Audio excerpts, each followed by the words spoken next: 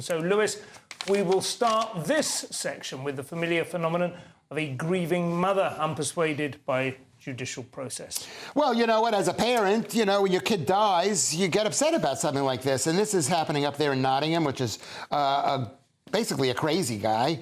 And he killed 3 people in a very short thing.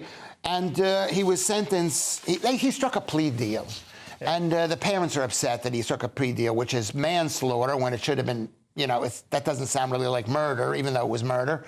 And he's going to be in jail for a relatively short time, but probably not, because the guy was sectioned many times. I don't think they're going to release him. No, exactly. I think there's a misunderstanding here that he's got away with it. It's the nature of the restraint. He's going to be put into a secure hospital rather than a prison, but I don't think there's any question that he's going to be using his...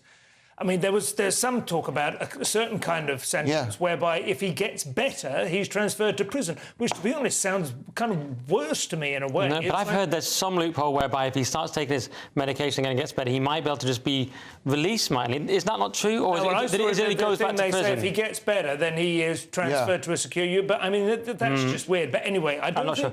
I mean, I'm certainly pro-strong sentences for murder and very much against any kind of leniency shown to knife crime, but this isn't just like another kind of drug crime lord killing. This is a guy who is paranoid schizophrenic. No, but here's where you're all wrong, because we become these strange philosophers when it comes to insanity and temporary insanity, right? This guy was a psychotic guy, OK, but he killed a lot of people. He planned it, OK, he planned it very carefully, he stockpiled knives and so on. Then he kills them. In the past, he's committed assault and bashed down people's doors and stuff.